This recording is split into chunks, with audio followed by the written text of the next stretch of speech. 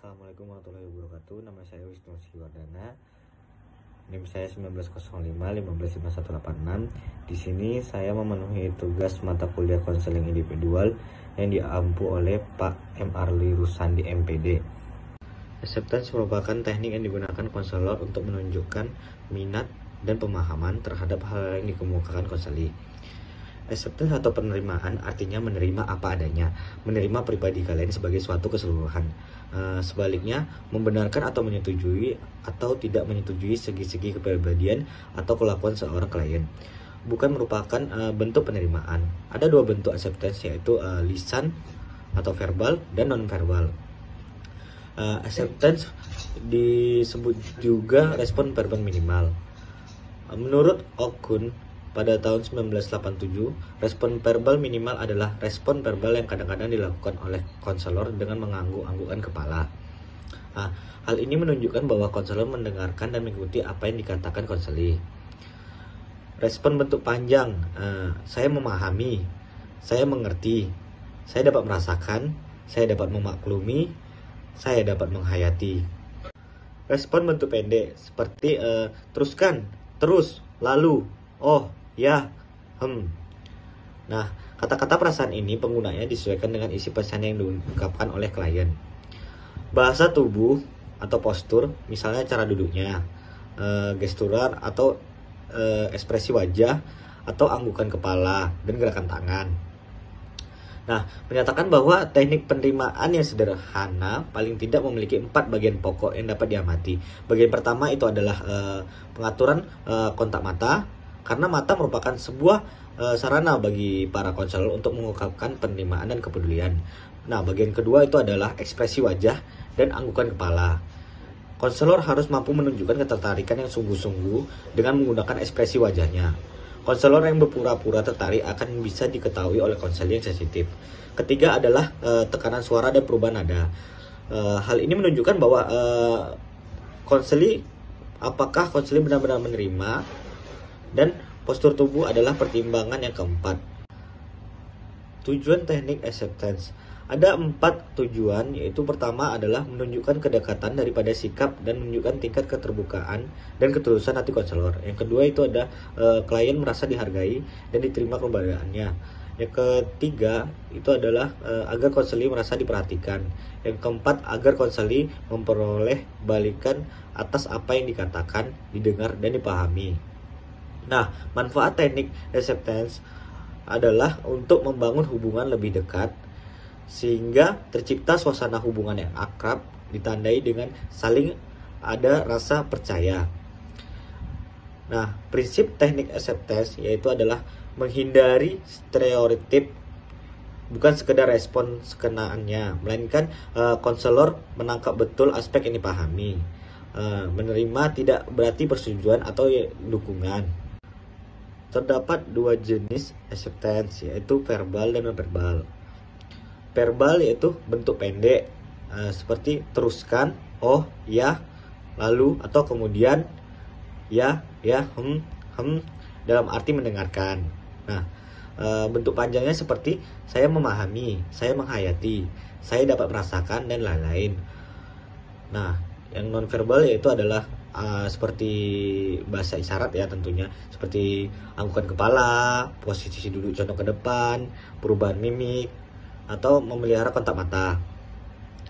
Contoh penggunaan teknik acceptance yaitu adalah seperti Bapak, saya bingung atas apa yang dilakukan Doni akhir-akhir ini. Sepertinya dia menjauhi saya. Bapak mengerti apa yang kamu bingungkan? Nah, seperti itu ya. Itu contoh yang pertama. Dan di sini saya ada 2 contoh. Jadi yang contoh yang kedua itu seperti begini. Bu, saya selalu kesepian sejak ditinggal pacar saya. Gini. Saya dapat memahami bagaimana perasaan Anda. Bagaimana tidak kesepian, Bu? Yang biasanya dia berkunjung hampir setiap hari, sekarang tidak lagi. Konselor mengangguk-angguk sambil mengangguk-anggukkan kepala sambil bersuara Menurut Kharkov pada tahun 1983, keterampilan merespon meliputi 3 macam. Yang pertama itu adalah keterampilan merespon isi. Nah, respon konselor terhadap ekspresi konseli yang pertama-tama adalah respon terhadap isi pernyataan konseli itu, yaitu memperjelas unsur-unsur pengalaman yang penting. Unsur-unsur dari isi menekankan pertanyaan-pertanyaan dasar, apa, siapa, mengapa, kapan, di mana, dan bagaimana. Nah, yaitu contohnya itu kasus bullying. Nah, respon konselor di sini seperti apa penyebab dari bullying itu terjadi. Nah, yang berikutnya itu adalah keterampilan merespon perasaan. Nah, merespon perasaan adalah keterampilan yang penting dalam memberi bantuan karena perasaan merefleksi pengalaman tentang diri klien. Nah, sendiri terhadap dunia mereka gitu. Seperti halnya yang konselor tunjukkan dalam empati terhadap konseli melalui respon ini. Konselor dapat pula menunjukkan pemahamannya terhadap pengalaman-pengalaman konseli dengan merespon pada perasaan yang ia ekspresikan.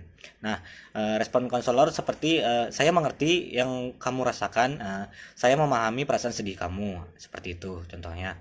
Nah, lanjut ke keterampilan ketiga, yaitu adalah keterampilan merespon arti. Nah, Charkov pada tahun 1983 menyatakan bahwa respon terhadap isi dan perasaan saja belum cukup. Respon konselor harus dilengkapi dengan respon arti, yaitu kombinasi dari respon ini dan respon perasaan. Isi digunakan untuk membuat perasaan menjadi berarti. Misalnya nih ya, saya sudah mendengar seluruh cerita kamu, saya memahaminya dan akan membantu agar perasaan kamu itu cepat terselesaikan. Baik, sekian yang dapat saya sampaikan. Terima kasih. Ini ingin menjelaskan keterampilan bertanya dalam komunikasi konseling. Baiklah, dalam proses konseling, keterampilan bertanya merupakan salah satu bagian penting dari komunikasi konseling. Nah, pertanyaan yang diajukan konselor sangat menentukan jawaban konseli. Nah, pertanyaan yang tidak jelas akan direspon konseli dengan tidak jelas juga. Oleh karena itu, keterampilan konselor dalam memilih kalimat bertanya yang baik dan tepat sangat membantu konseli mengungkapkan permasalahan yang terjadi pada dirinya. Nah, keterampilan bertanya dibutuhkan konselor untuk mengeksplorasi dan atau mengungkap lebih dalam permasalahan yang dialami oleh konseli.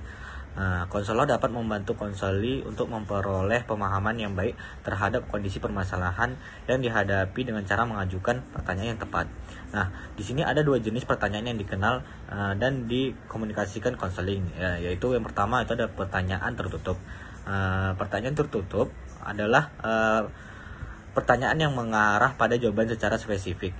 Sering jawabannya sangat singkat seperti ya atau tidak.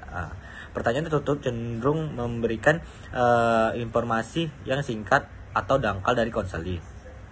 Pertanyaan ini lebih menekankan pada isi pembicaraan daripada memperhatikan ekspresi dan perasaan konseli. Pertanyaan tertutup seringkali juga dibutuhkan dalam komunikasi konseling. Nah, terutama untuk mengumpulkan informasi, menjernihkan atau memperjelas sesuatu, dan untuk menghentikan pembicaraan konseling yang menyimpang jauh.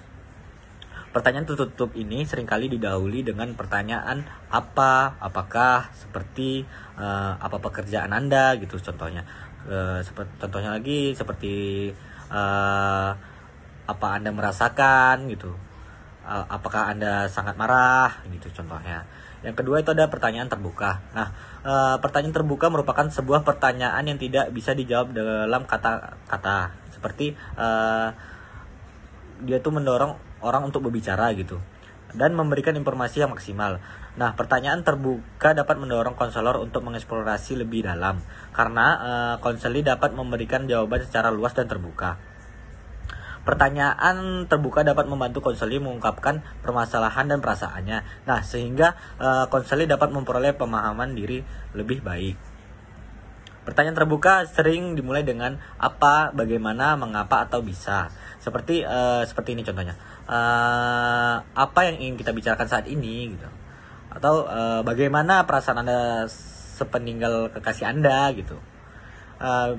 Contohnya lagi seperti bisakah Anda bercerita lebih banyak tentang keterlibatan Anda? Pertanyaan terbuka secara alami akan mendorong konseli untuk berbicara hal-hal yang menarik dan bermakna bagi dirinya.